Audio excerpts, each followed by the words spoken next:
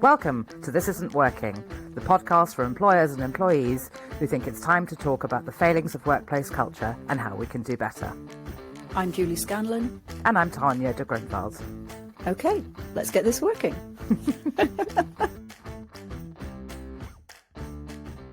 Hi, Julie. Hi, Tanya. Good to speak with you. And you.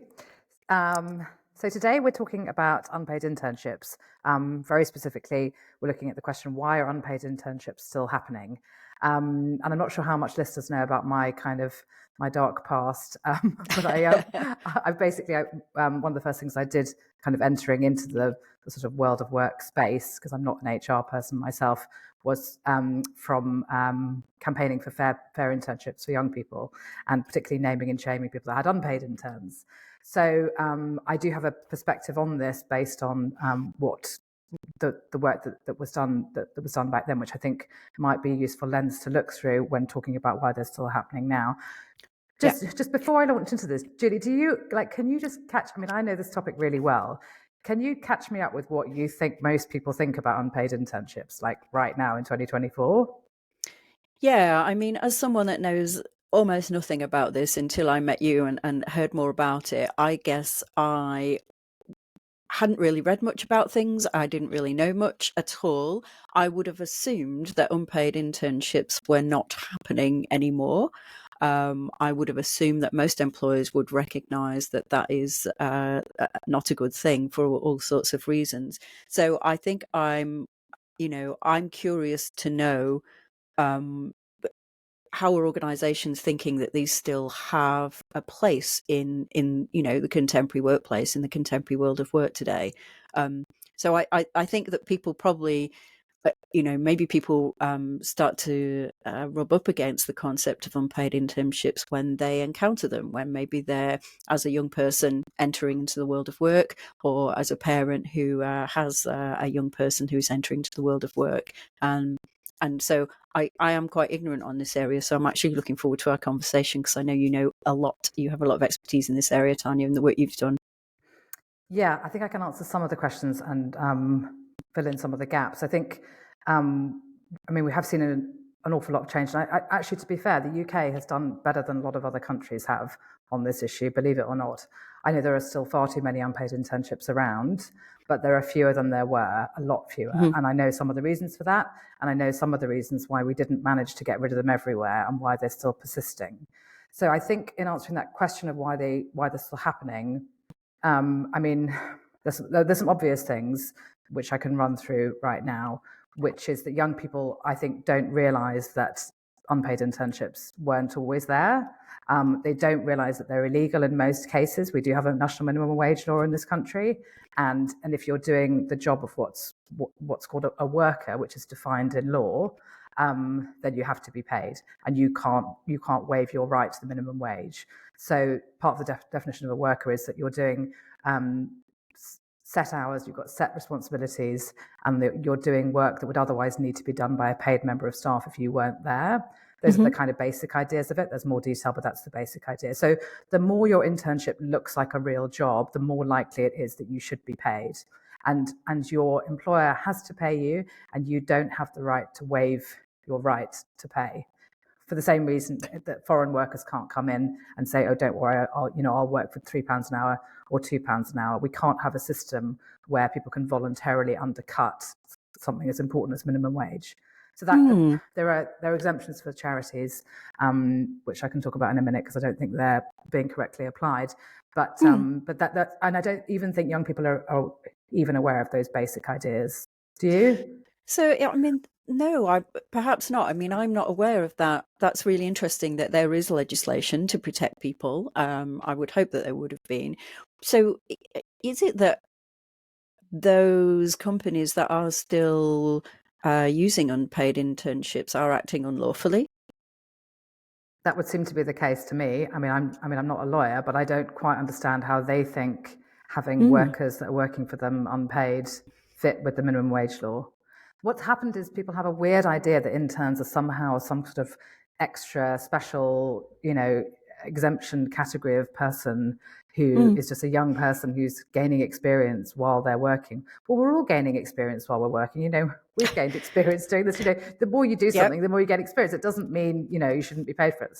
Bad example, because we're not being paid for this. But whenever you get a new job doing something, you're a bit rubbish to begin with, and you get better really quickly. And that's how it works. You don't not get paid for the job while you get it together. That's just not how this works. So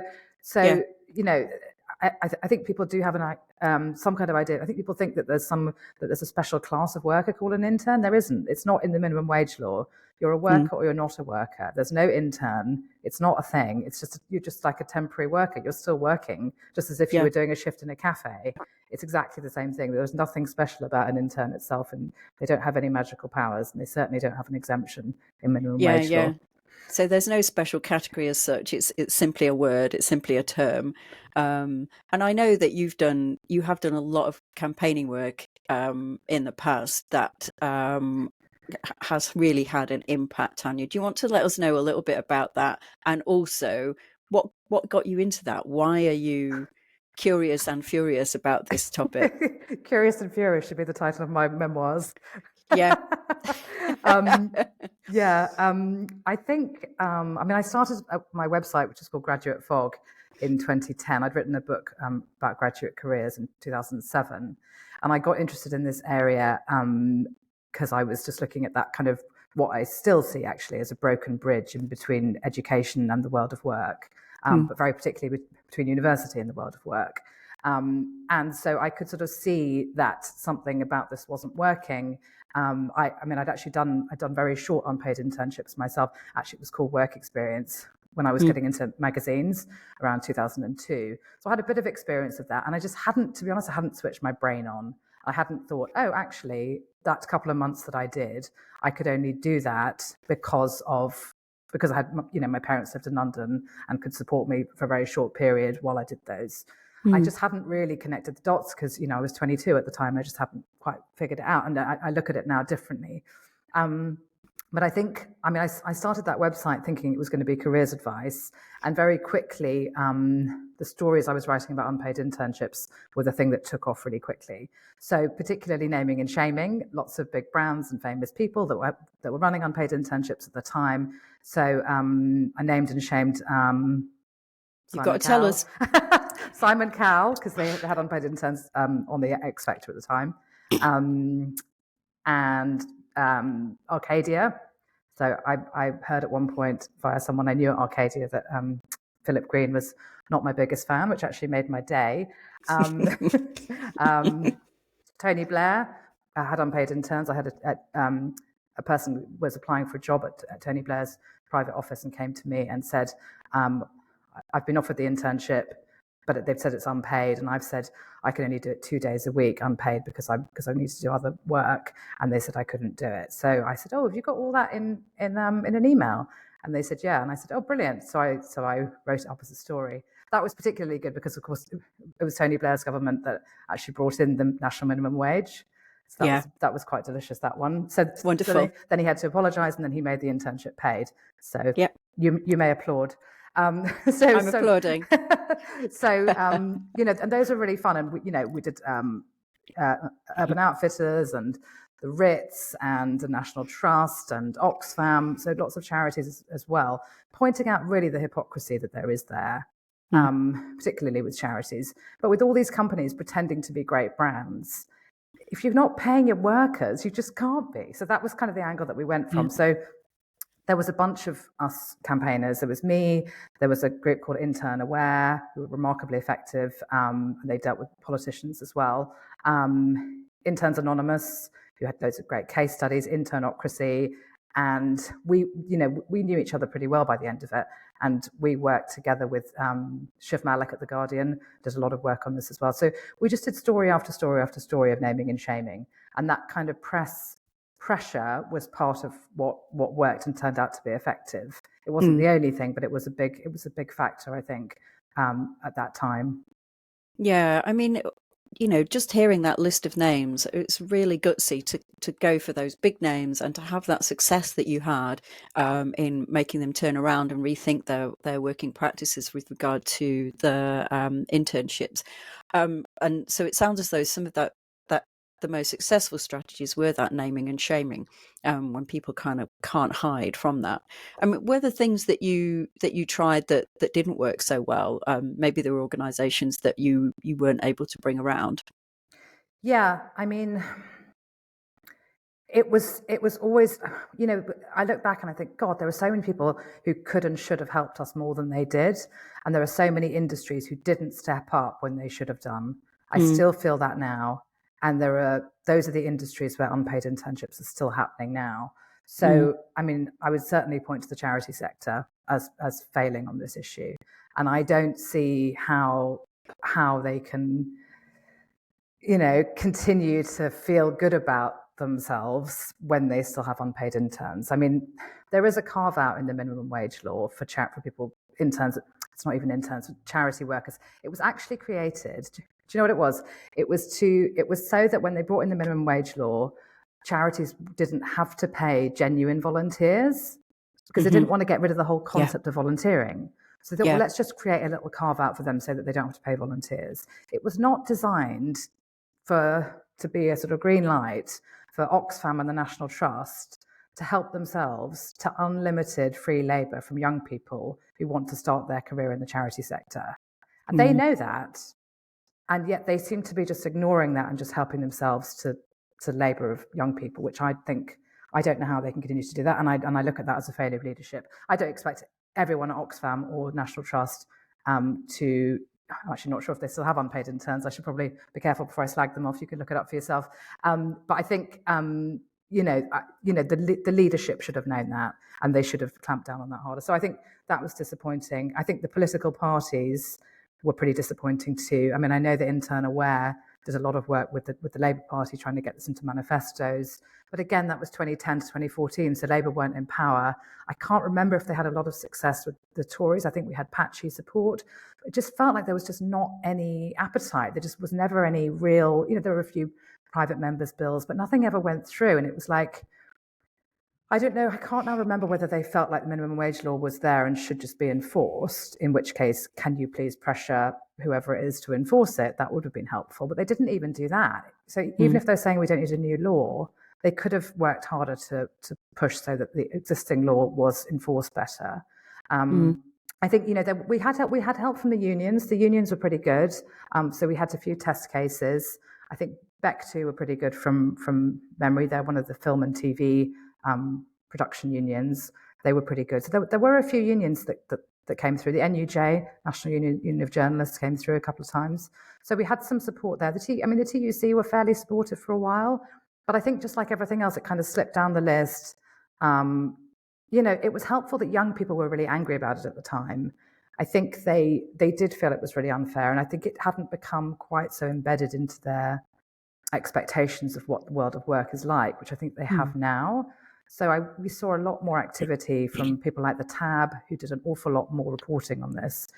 To be honest, I think it was easier then because the news agenda wasn't as crowded as it is now. I mean, this was pre-Brexit, let alone pre-Trump and pre-COVID and all of that stuff. So now I look back and think, well, they were more peaceful times. They were happier days, So, a little story about Tony Blair having unpaid interns could get pretty near the front of the paper. I can't remember if we were on, page 2 or 3 or 4. I mean, we did pretty well. Occasionally they were on the front page. So, but the news agenda is so much more crowded now. I don't think we would find it so easy to get into those publications now that we did then. It's not new, and journalists like things that are new. So I think that's difficult. Yeah, I guess that's one of the challenges, is that it's not new, and it ought to be over. But this is one of the challenges, that it's not new, and it's an old story. But it's so vital in terms of social mobility, that we, that this problem is sorted. Yeah, there's another. I mean, I guess the other thing to mention would be there is a reporting system which involves going through HMRC, actually, Majesty's Revenue and Customs, isn't it? It is. And which is supposed to be run by the Department for Business, whatever that's called now. I don't know if it's still called BAYS. I think it's changed again. And so they are supposed to run a way that if you have done an unpaid internship and you weren't paid for it, so if you've done an internship and you weren't paid, you get in touch with them and you say, I work for this organization, this is the work that I did, I think I should have been paid, and they will investigate and they will come back to you. And if they think you should have been paid minimum wage, the employer will have to pay you the minimum wage that you should have been paid at the time. And they also go on a list which does periodically get named and shamed. So they've actually just published one actually last week, but it doesn't say how many of them are unpaid internships. It just says national minimum wage, basically dodgers, people that have been caught not paying. But that could be things like, small discrepancies over holiday pay or uniforms or anything else. So we don't have any data on internships themselves, and there aren't any penalties that we know of, other than paying the money that you should have paid the worker at the time. So there's not really much of a reason not to give it a go and just hope your intern doesn't complain, because guess what? They don't, because they want the reference. Yeah. So there's so many problems with that. I think that reporting system is not fit for purpose. And I said so at the time, and I've continued to say so, and it's still as bad. So that's another big reason, I think. That sounds like it's a clear reason for one of the reasons why they are still happening, even though they're not supposed to be happening. And I think most people feel that they're not supposed to be happening. But if there aren't those measures, potentially, things can slip through the cracks. So, I mean, are there any other current problems, do you think, that mean that these are being perpetuated in some organisations? I mean, you've touched on the large charities there. I mean, the charity sector is so ridiculously huge, from, one volunteer working to run an entire charity, to these great big, what I might think of as almost corporate charities there. But that there are sort of some almost sounds a little bit like kind of loopholes in that sector for whether those large charities can exploit, not for the purposes that they were they were meant for. So I guess, what if we're kind of thinking live, what needs to happen around these problems now to kind of to move things forward, do you think?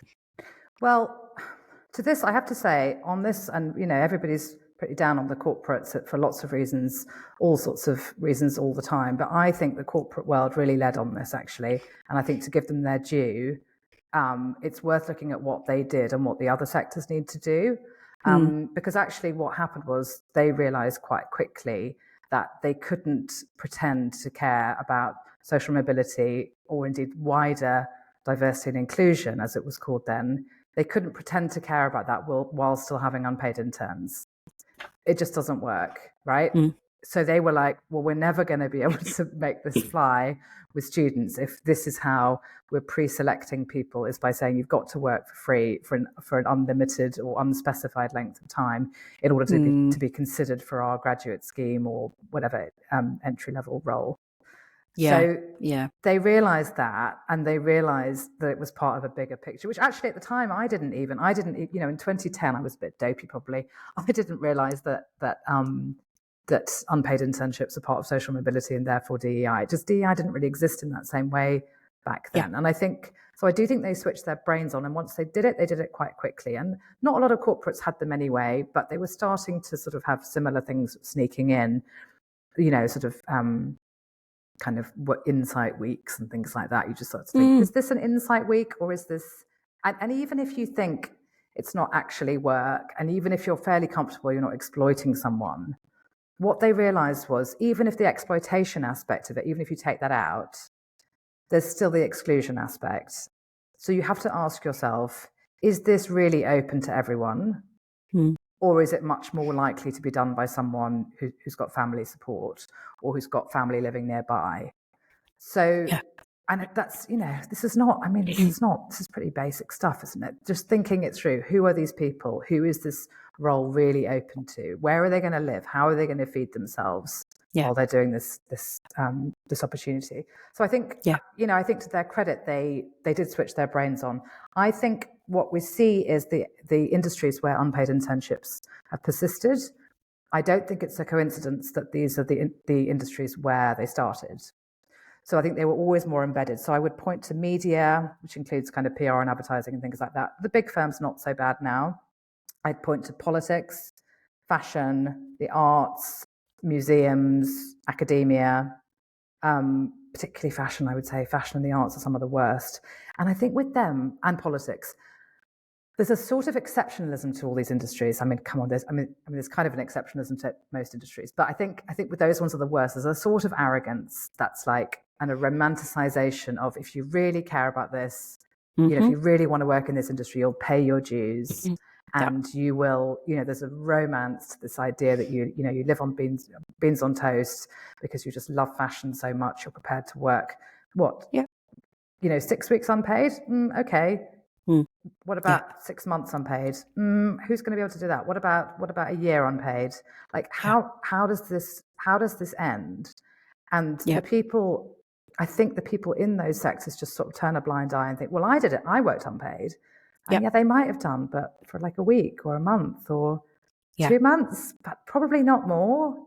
Yeah. And there's a sort of switching off. And I don't know where they think these people are living, especially given how expensive rents are, particularly in big cities right now, particularly in London. I just don't know where they think people are living and how they think they're surviving. I just don't think I find it very odd. So I don't know, maybe you have other views on that. I don't know. No, I think, articulating it as you've done there just makes me think it is a form of indirect discrimination. There are people that cannot and will not be able to do those roles and do that kind of unpaid work if you come from particular socioeconomic backgrounds. So it does indirectly discriminate against people. And as you've mentioned, I've heard you use the phrase kind of joining the dots when people recognise that it is it is directly linked to social mobility and diversity and inclusion, then hopefully there is that kind of leverage. I should also add, I don't think the corporates only did it because it was like the right thing to do, and because it looked bad to do with their to do with presenting themselves as champions of DEI. I think they also genuinely realized that in excluding, let's be honest, the vast majority of people, because most people can't afford to work for free, let's not forget, they were basically starving themselves of the talent that they need in order for their industry to go from strength to strength and have a bright future. Yeah. And I think they just thought, this isn't smart for us either. It's not smart for in terms of a business case, is it? No. It's really not. So I think they did, to their credit, they took a long-term approach and thought, actually, also interns are not that expensive. This is not a big drain on the company's resources. And so that seems like a smart investment, really. I think the only thing I see now sometimes is big firms will say to me, because sometimes they know who I am and not my dark past. They'll say, "Oh, don't worry, no, we do pay it. We have internships, but we do pay them." And I'll say, "Oh, that's really good, well done," because I've got to butter them up. But I'll say, "Well, that's great, but can I just check? In order to get your paid internships, do you make sure you don't just give them to people that have done unpaid internships previously? Like, you have to be, otherwise you're part of the problem. So you need to consider the person who's been working in Sainsbury's as an equal to the person that's done the unpaid internship at one of your competitor organizations. And you have to be careful that you don't award your paid internship to someone who's done previous unpaid internships." Yeah. That is such a good point. Yeah, it just kind of then stacks up cumulatively, doesn't it? And that there needs to be considered that baseline. I mean, I thought it was interesting what you're talking about in terms of some of those industries that are still pretty bad around this, and those industries that are that think of it as a kind of calling, perhaps, and that this is the way it was. So you mentioned academia as potentially one of those, which is where what my background is and what I know most of. And there's certainly unpaid work that goes on there. There's certainly it wouldn't be ever called an internship, but it's a gig economy, and young people who are coming through and moving into those careers do so much unpaid work and are expected to have so many accolades now before you get into an academic job, and some of that, it really puts the pressure. It must be discriminating indirectly for anybody that is unable to support themselves in other ways or has other kind of responsibilities. And the whole concept of the gig economy is another. I know it's separate from the unpaid internship area today, but it feels related to me in terms of potentially exploiting vulnerabilities for people, and it just kind of cannot work for some people if they haven't got that regularity. But anyway, I've gone off track a little bit there, but it just popped into my head. It raises a good point, actually. I think what I hear now from young people, early 20s, they'll say things like, it's just, it seems, it's so hard, it's so unfair because we have to have so much experience in order to be considered for a paid, for an entry level job. Now, whether it's unpaid or not paid, okay, that experience. But I think what effectively happened with unpaid internships was that we created a whole new layer of kind of pre-job. So and then you have to do, and then we found, I think it was Interns Anonymous who did some research on this at the time, which will be out of date now. But I remember even during the period that I was doing this, at the peak of it, as I say, 2010 to 14, I would say, we could even tell within a couple of years during that time frame that we knew that people were doing more and more unpaid internships, having to do more and more of them, and they were getting longer before they would be considered for paid work. So what you end up doing, this is the tragedy of the whole thing, is that you end up pushing the goalposts further and further away from yourself. The more you're prepared to work for free, the more your paid job will slip further away from you onto the horizon. So I think, and I think there's the other tragedy, of course, is that if young people just refuse to do unpaid internships, if they just all agreed we're just not doing this anymore, the whole problem is solved overnight. Yeah. Which it's kills me. Yeah. It's such and they won't do it because they are the dictionary definition of vulnerable worker, right? Who is prepared to work for crummy wages or no wages. Yeah. But I always find that really kind of painful to accept that on their part. And also they don't tend to complain. They don't have the leverage. So they just think, well, and then they go into this very individualistic thing. That sounds really unfair. I'm not having a go at them for being individuals, but you just kind of have to look out for yourself and you kind of can't worry about everyone else. But of course, if you actually banded together, which is of course what unions were supposed to be about, then you have a lot more power. But that hasn't happened as well. So again, it's the tragedy of the sort of lone individual thinking that they'll be the one that internships work for. And not seeing the bigger picture, and then wondering why nothing ever changes. It's really sad. It is really sad. And young people are in competition with each other for these opportunities, even for the unpaid internships, as we're aware. So unless there is some real kind of collective voice and almost a strike of and a refusal, then it feels as though companies are going to be able to exploit that situation potentially. So I guess where would you see this going in the future? What's our way out, Tanya? Big question. There may not be an answer. Yeah. I saw actually recently there was news that the EU are moving to ban unpaid internships across the whole bloc. I don't know if you saw that. I was quite interested. I'm not quite sure. I need to look into exactly what prompted that. I mean, I have to say, the European kind of institutions and the UN, in fact, have been terrible on unpaid internships themselves in their own institution. So it's like, oh yeah, they've just realised this is really unfair. There was an article in The Guardian actually about the EU, this move to ban them across the bloc. And it was so basic. I wanted to scream, actually. It was like, oh yeah, we just realised that it's really, really unfair because you can only do these experiences if you can afford to work unpaid. And I'm like, where have you been? These are the brightest minds. These are the brightest minds in Europe. I mean, this is really basic stuff, right? So I'm not sure what has precipitated that change. I mean, obviously we wouldn't benefit from that after Brexit, but I think it's interesting that there is a move happening across Europe. I think that might be one to watch.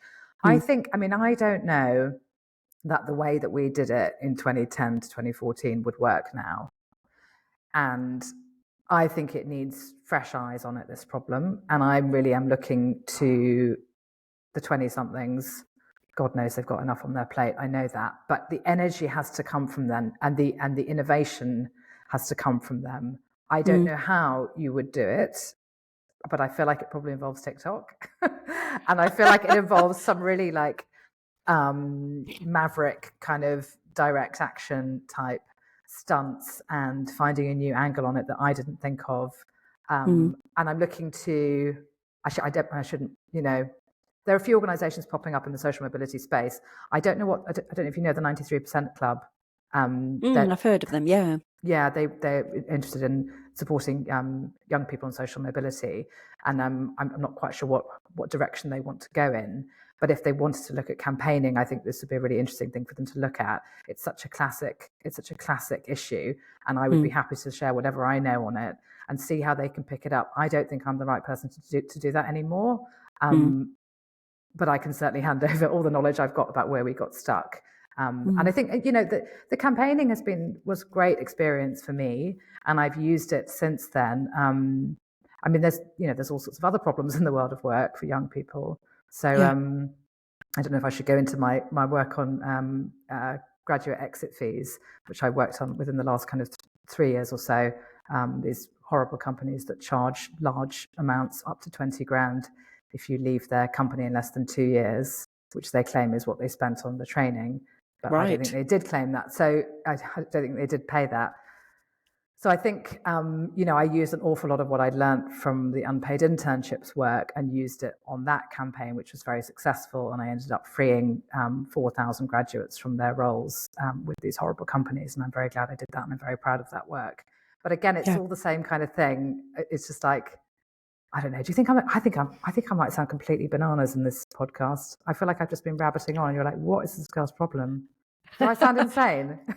You don't sound insane. You've done some fantastic work, which you should be proud of. And it's just horrendous, really, that we still have some of these working conditions that are being perpetuated and perpetuating themselves when companies are, talk about diversity inclusion. There can be that sort of performative element, which I know you and I are annoyed about, to be polite. And you've done fantastic work, Tanya, and it's been great to hear about what some of what's motivated you into it as well. I'm not sure you answered what made you curious and furious. I don't know if you've got a final thought on that for listeners before we finish. And furious. I guess, I'd love to be able to say I was just doing it to make the world a better place. I mean, that's kind of a byproduct. I think I just have a sense of like injustice, and I think it really bugs me when these people or companies with loads of power just think they can get away with it.